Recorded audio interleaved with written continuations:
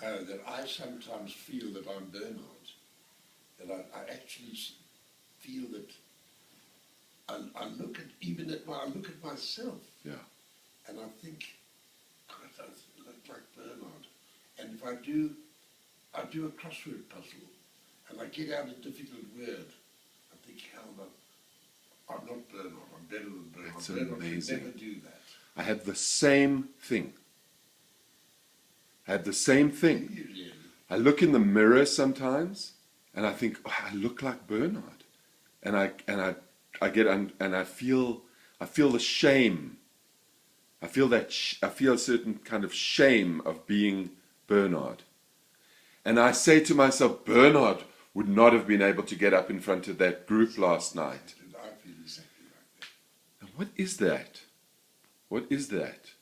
That's shame. I'm not sure. I think it's shame. Do you think it is? I think he must have carried tremendous shame for the like everyone put the shit, because I think they put it into Bernard. Yeah, you know, Now he's not here, so you carry some of it yourself now. well, that may be right. That may be the answer. You know, when he was in the home here, I used to go and see him quite a lot. And I used to actually resent it a bit when he would say, "Where's Hans?" He didn't want me, he wanted Hans. And then I couldn't understand why he didn't want me. And then I'd come and I'd say,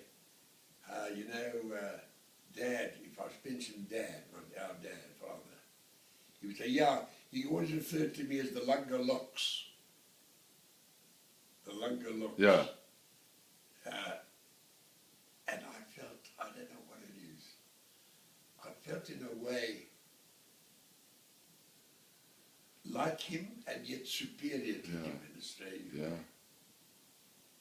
And even to this day, and I go and look in the mirror, I think, oh, that's Bernard. I can see Bernard. I'm like Bernard. Yeah. And I think I can't be, because Bernard could never have been an advocate like I've been. Isn't that amazing? I think it's amazing. It's very sad. It's sad because it says something about what his life must have felt like for him. Absolutely, absolutely. And why he had such a sense of accomplishment, for example, that he never had a drink. Yeah. After he stopped drinking, he would say, I haven't had a drink. Yeah. And it was a real accomplishment for him. It was a hell of an accomplishment. Very much so. Very much so. He was very well liked by people. Very. I think he was probably least regarded by his family. Quite right. I really do. And I always wondered if his being gay had something to do with it. Well, it may have had, it may have had, although I'm not sure latterly with you and Well, I think it's the way he loved you, when he came back from America. Oh, yeah. What you call it, Simon takes him off.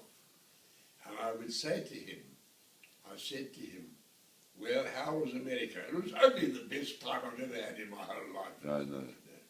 That's the way he spoke. But you took him to a wonderful restaurant and he had this. No, I know that, but I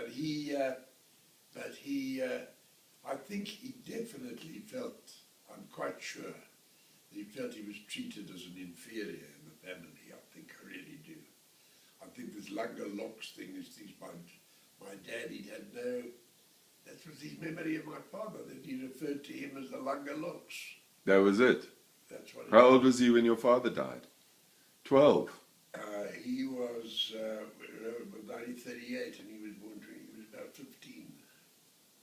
He was born in what year? Bernard was born in 1923, and my dad died in 1938, so he was 14 or 15.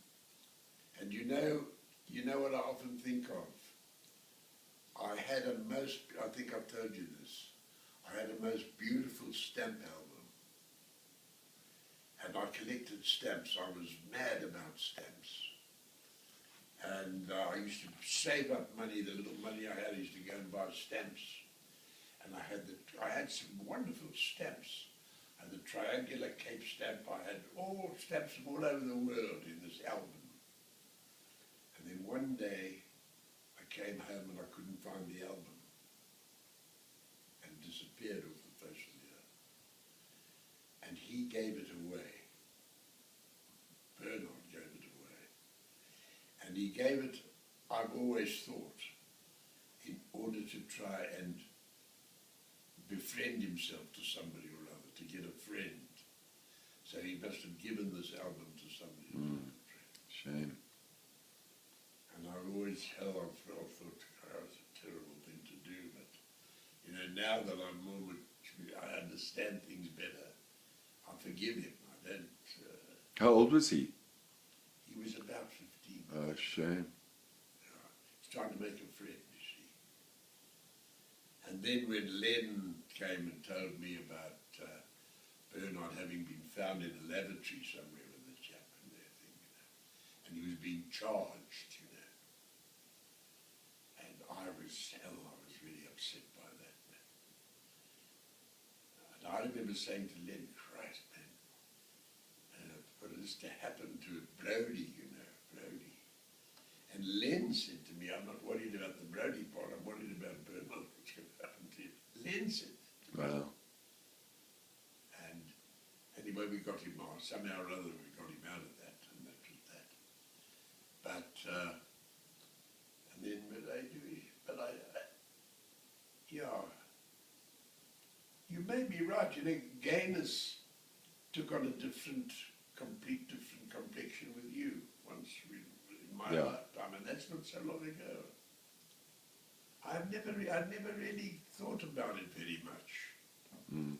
You know, I'd never thought about it very much at all. But well, Bernard didn't talk about it as his identity. He didn't. no, yes. Did he? I don't think he actually ever spoke to me about himself being gay. No. I don't know if he even used the word, because he said to me, you have a nice friend. And I said, thank you. Talking about Simon. Yes. And then he said, I had a nice friend too, you know. And I said, I never knew you were gay. And he said, what are you talking about? I've been out for 40 years. Did he say that? That's what he said. And then he said, I loved him so much, I keep his picture next to my bed, right next to the picture of Granny. This was not Hans, this was someone else who had died. The man with the funny face. with the jaw. Yes, I did jaw, yes. That's quite right. He told me he was a wonderful friend of his. That's quite, I asked him once who he was. Oh, he said, my best friend. He was a wonderful friend to me. Well, I think you must be right, you know, that he was ridiculed in a way by the family. I think so. We all ridiculed him. Yeah, I think so. And yet in his last illness, I saw so much of him, man. And I once said to him, firm, I don't know what he was doing. I think he was in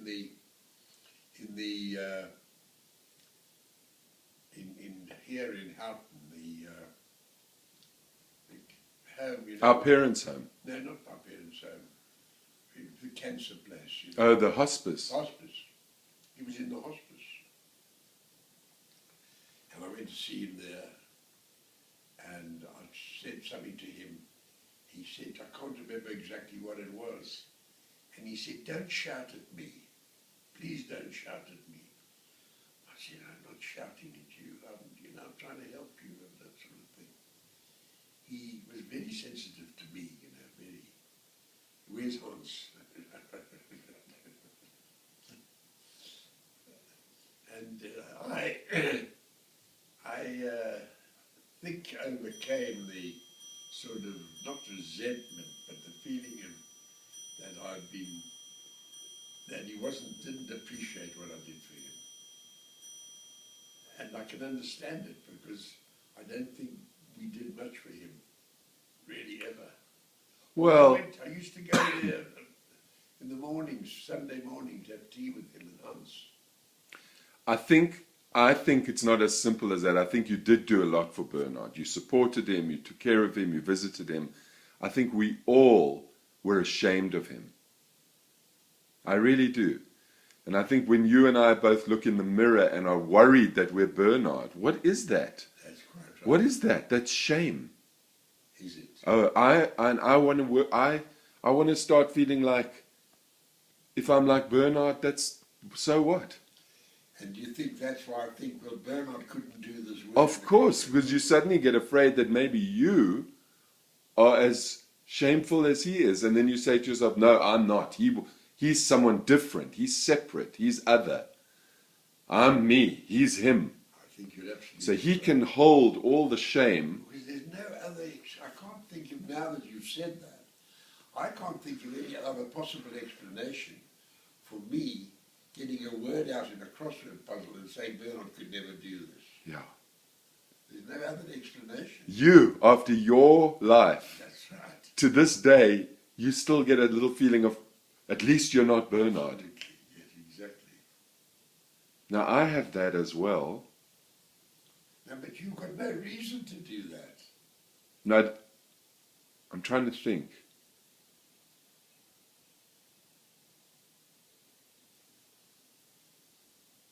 And you don't have that with your other siblings.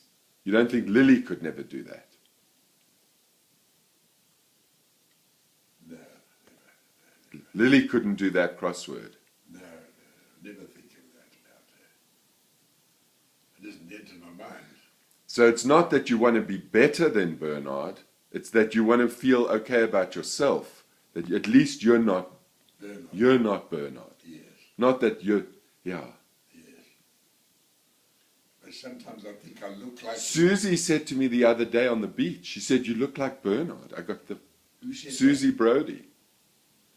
She said, No, she said you look like Bernard from him. And I got... Now, Bernard was not a bad-looking man at that? all. He was very handsome. He was a handsome man. Very handsome. So it's not the fear of, it's the fear of being Bernard. And what is that? It's like less intelligent, socially inept, an embarrassment. Very sad. It is sad. Very sad. Because he had a disability, Bernard. He was, He was emotionally, not retarded, emotionally deficient, in some way. He couldn't do school. He was no good. I think he was actually intellectually disabled. I don't know what his IQ was, but my guess is his IQ was lower. He must have been. I mean, he could read, he could play bridge, he could do things. But I don't think he had, in terms of abstract cognitive functioning, he was probably lacking. He was born in a car, wasn't he? How was he born? Didn't he have a traumatic birth? No, Are you sure? must have been born at home. He must have been born at home in Doornfontein. My mother, those days, Len was born in a hospital, but other than that, we were born in her bed at home, as far as I'm aware. I was certainly. Because I wonder if he may have had some lack of oxygen at birth or something that caused some... Oh, that may have been so. Very likely that that's what happened. Yes. Yeah. Very sad. But I think what I was saying to you earlier was that I think the idea that you're you and Bernard was Bernard and I'm me, that we're all separate, is an illusion, and that actually you are partly Bernard and I am Bernard and I am you and we are all... the boundary is less defined than it appears to us in waking ordinary life. Yes. That life is much more complex than that. I don't think we're just these separate units, as much as it looks like we are. And I think your ancestry, it all lives on. We all hold it all. Do you know what I mean? Yes, of course.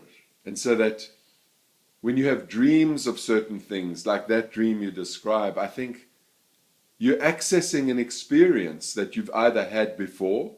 I can imagine birth must be quite terrifying. Coming out of the darkness into the light of this. And I imagine death is that too. It's an experience. It will be for all of us. Death is going to be an experiential